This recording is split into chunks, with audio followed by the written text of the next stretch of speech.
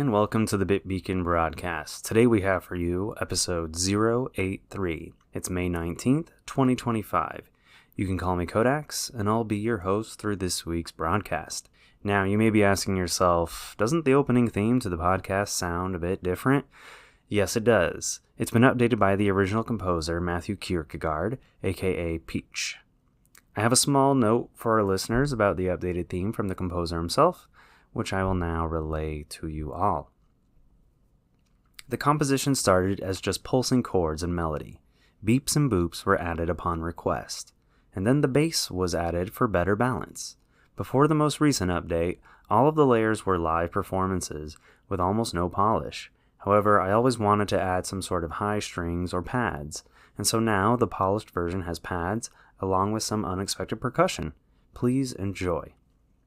We here at the Bit Beacon really appreciate your contribution, Matthew. Personally, I can't imagine the show without it. So what have I been buying and what have I been playing? No new game purchases this past week, which is fine. It's kind of an expensive month coming up with the Nintendo Switch 2 launch on the horizon. But I did, however, I wrapped up my playthrough of Clair Obscur Expedition 33. This is a game I cannot recommend more highly to people. The turn-based gameplay with the addition of dodge and parry mechanics is just sublime. The world building, lore, and story are incredibly compelling and motivate you to never want to set the controller down. Not once while I was playing did I ever want to take a break or do anything else. I felt like a kid again. It's not often that a game has that power over me these days. The game allows you so much creativity and flexibility as the player to make unique custom builds with your weapon, skills, and equipable passive effects, known as pictos.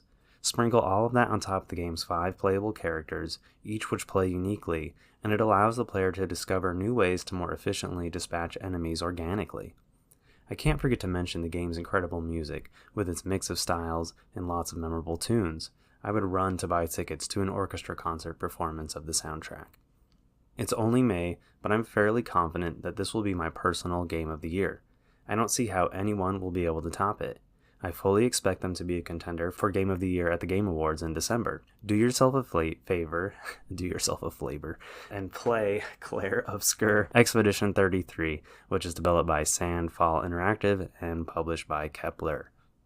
I have been pretty busy this past week, so I got a lot on what's going on, but I got a couple things on what's coming up that I want to touch on first. So my next major event that I'll be attending is IGN Live in Los Angeles. This is on June 7th through June 8th.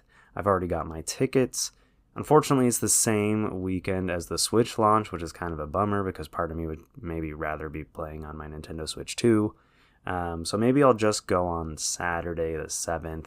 Although that's less because of the Switch 2 and more because another event was announced for that same weekend. On the 8th of June, Kojima Productions will be hosting an event for Death Stranding 2 in Los Angeles. It remains to be seen how one will be able to attend, but if I can get tickets or reservations or whatever, I do plan to be there. I'll never miss a chance to meet Kojima, although if he's not there and nobody else is, I might not bother to go. We'll see. So this past Thursday, I was fortunate enough to attend the grand opening of the new Nintendo store in San Francisco, which is called Nintendo San Francisco. That morning, I woke up and got on my way to the airport.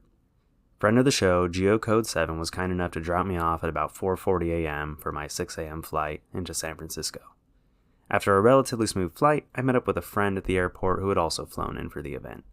We took the Bay Area Rapid Transit System into downtown and got off at Powell Street, a short walk from the soon-to-be-open Nintendo store, which is also located on Powell Street. We scoped out the store and saw them setting up for an opening ceremony of some kind, but there were still a couple of hours before the opening, so we got some breakfast nearby. When we got back, a crowd was beginning to form around the store entrance, and some barricades had been placed for a reserved seating area for Nintendo VIPs.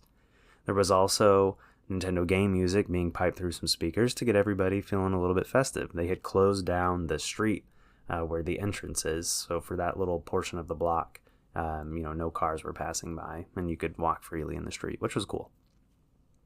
We got ourselves situated in a way that we would have a good viewing angle for the ribbon cutting ceremony, which started promptly right at 11:30 a.m.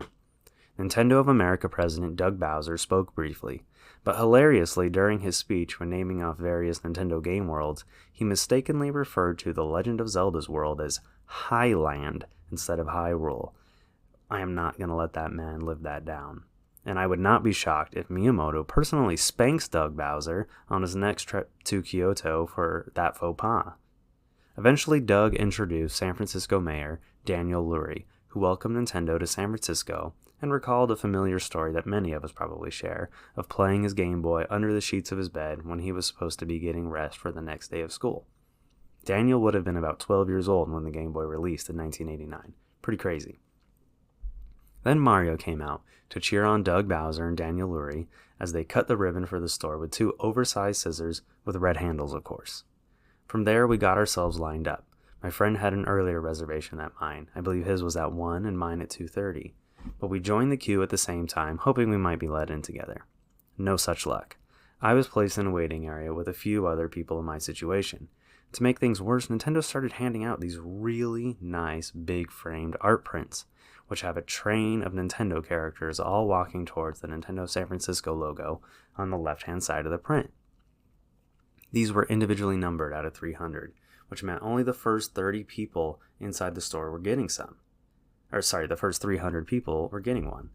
I got desperate and started speaking with staff to try and sweet-talk my way into getting one of the prints before I entered the store, but they didn't budge.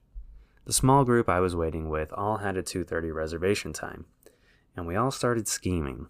Nintendo was letting people into the store about 30 minutes before their reservation, so we figured at 1:30, when they started letting people in with 2 p.m. reservations, we would make our move and move forward to get into the store. Sure enough, our plan worked. Nintendo scanned our passes, and we were given the art prints and entry into the store. So I have this art print right here in front of me. The art has been used on a variety of products at the Japanese Nintendo stores before. The characters are all kind of walking like in I called it a train, but maybe it's more of a parade, I guess you might say. So starting from the left-hand side, we have one of the squid kids, we have Yoshi, we have Koopa, we have Ganondorf, we have another one of the Inklings, the male Inkling. We've got Breath of the Wild Zelda, we've got Bowser Jr., Bullet Bill, Timmy, Tommy, KK Slider, Tom Nook, Link, Princess Peach, Lakitu, 2 different Toads, Luigi, Link again, but this time like kind of Twilight Princess Link. We've got a player character from Animal Crossing, Isabelle, female Inkling, and then Mario. On the bottom, in this nice holofoil font, or this foil font, it says Grand Opening, May 15th, 2025. It's got a big gray border around the print. It's basically already sort of framed in this like kind of cardboard frame. I guess you could kind of look at it as like a mat. So if I were to get this framed professionally, I would keep the mat as part of it, because that's what has the Grand Opening May 15th, 2025 on it. On the back, I've got number 160 out of 300. And there's a little slip of paper in here that says Art Print Nintendo San Francisco Store Grand Opening. Cancer and Reproductive Harm. Proposition 65 warnings.ca.gov. Promotional use only. Not for resale. Made in the USA. Hell yeah. And copyright Nintendo. Wow, I'm shocked. I thought for sure that would be made in China. So yeah, I was really thrilled to have gotten one of the art prints. They weren't necessarily handing them out in order, so I was, pretty considerate, or I was, considered myself lucky that I managed to get one. So at that point, my day was already made. I got the art print. Anything after this was just going to be cherries sprinkled on top. Once I got my bearings in the store, I was surprised at how much I was enjoying my time inside. It's 2 floors, one above and the other underground. The first floor was mostly the store-branded merchandise with like Nintendo San Francisco and some of this character artwork seen on my print here. They also had sections for Mario, Donkey Kong, and Animal Crossing, and an area where you could browse Nintendo-published Switch games. And you can even grab a ticket to purchase Nintendo Sound Clock Alarmo at the cash register, which I did not do because I do not want Alarmo for $100. The underground floor featured sections on Zelda, Splatoon, Kirby, Pokemon, Pikmin, and even Metroid. I'm sure I'm at least forgetting one other. I was really impressed with the variety of merchandise. A good chunk of it were items that had previously been exclusive to the Nintendo stores in Japan. A small portion of it were the kinds of items you would find at regular retail stores, like Mega Bloks and things like that. Some Legos, I think. But much of it was new. I even spoke to someone who flew in from New York City who told me that none of these products were familiar to them, someone who was a regular at the New York Nintendo store. So though it's likely these products will appear at that New York store before too long, they were kind of, debuting them at the San Francisco location. I picked up the Nintendo San Francisco shirt in gray. It's just it's got the Nintendo logo in white, and then it just says San Francisco, which matches the logo shirts featured at all the Japanese stores and the one in New York. I also got a pin set for the Nintendo store.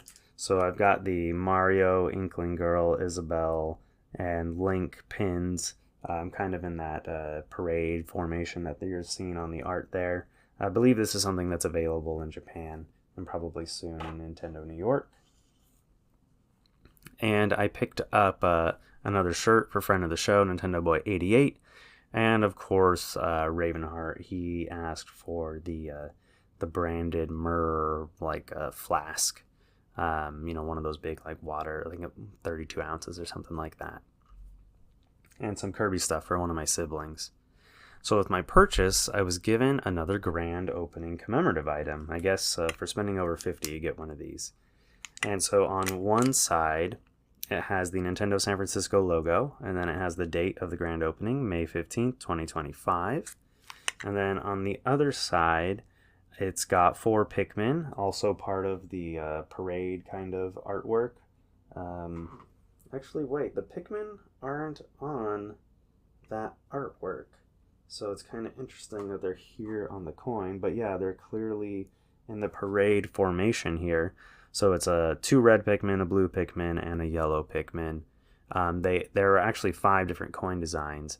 And every time you purchase something, your receipt, the paper that came out would determine, the back of the receipt paper was a certain, it would have Zelda logos and stuff, and that would determine the coin you got. So pretty cool touch from Nintendo. So the other coin designs were, there was a Mario one with Link, one with Isabelle and the player character, and one of the Inklings from Splatoon. After an hour in the store, it was time to go. Once we left the store, we only had about 3 hours before our flight left the city.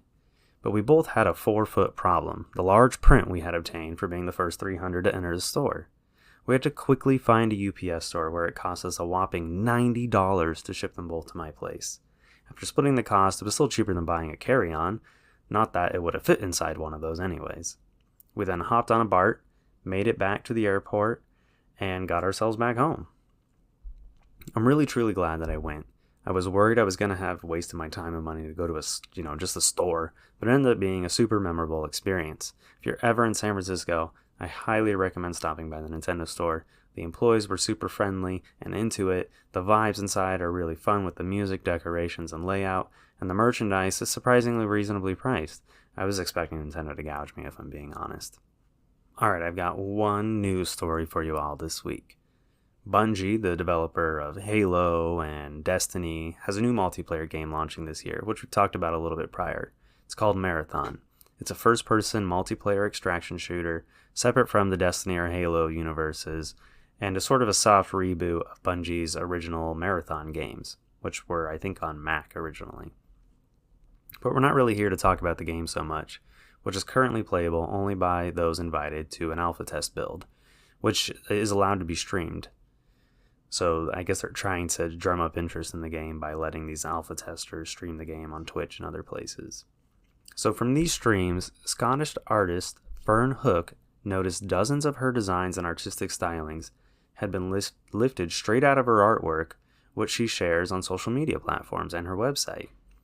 Here's her initial kind of, I guess not really a statement, but just sort of hey, Bungie stealing my work announcement.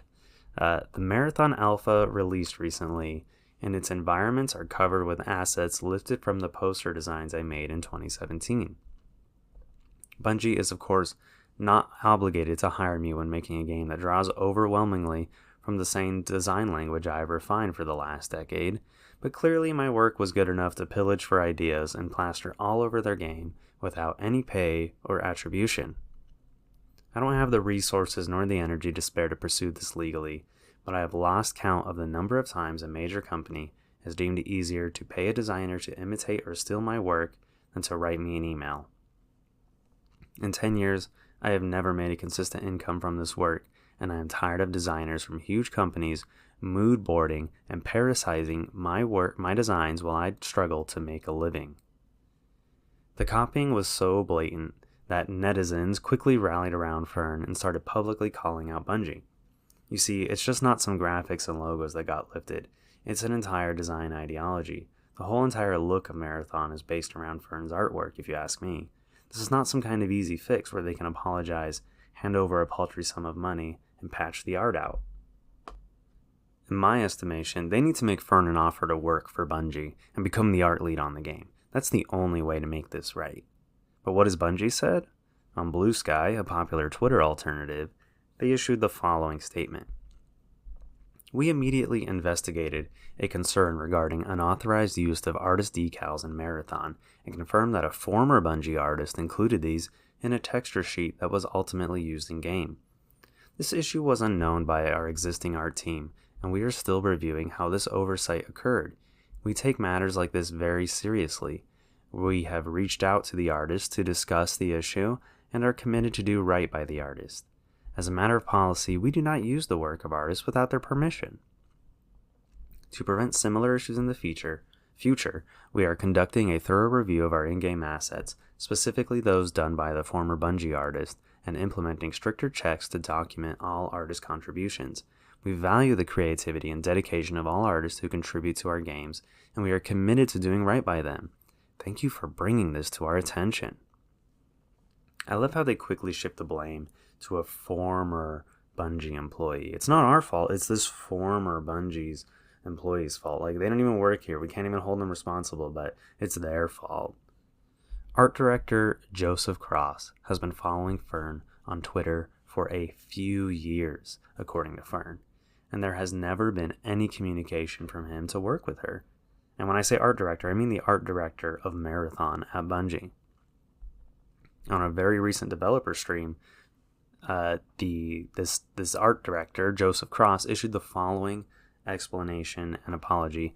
It's kind of a lot. It came to our attention that an artist who worked on Marathon in the early stages of pre-production took a number of graphic elements from a graphic designer without permission or acknowledgement and placed them onto a decal sheet that was then checked in 2020. The decal sheet included icons and text elements. These elements ended up in our alpha build, and there's absolutely no excuse for this oversight. And we are working on and 100% committed to our review process to ensure instances like this don't happen again on Marathon or at Bungie. A few of the things that we've done over the last 24 hours, what we're going to shore up the review process as follows. We've reached out to the artist in question, and followed up to ensure that we do right by this artist. We're auditing all of the previous work by the artist, the internal artist, including the environment decals already in the build, which is part of why we're delaying some of the content that we were going to show today. We're committed to removing anything that is questionably or inappropriately sourced. We're doing a very broad decal audit, and if we locate any other decals or elements, we'll make sure those are eliminated or recreated in-house. Hundreds of artists have worked on this project for years, internally and externally, and we share many influences, including modernism, Swiss typography, 2000 style vector art, cyberpunk, and of course the original Marathon trilogy. Our style is a result of all those inspirations, and it's also worth noting that none of our external partners who have worked on branding or any part of the visual design of our games were involved with this situation. And lastly, personally, I have a huge amount of respect and admiration for artists working independently and producing, making a living, doing commercial or fine art. We've worked with many of them. It's one of my favorite parts of the job to make those connections, create content, and collaborate. And so to that extent, I want to issue my personal apology to Fern, whose work was used in this case, and I know how unfair this feels, and we're doing everything we can to make this right with her. Her work is fantastic, and we clearly share mutual appreciation for a specific genre of graphic design, and it's very exciting, and I'm excited to have folded that into our style in general. So thanks for listening, and thanks for your patience. So I don't buy this. You can see the angle they're going for here. The art is from a style that we mutually appreciate, essentially trying to downplay Fern's contributions to the visual identity of the game. Marathon in its alpha form has not been super well received, and with a release only a few months away, with all of the negative press from this situation, it seems less and less likely that they will be able to turn the perception of the game around unless they can make amends and thoroughly compensate Fern ASAP. End transmission.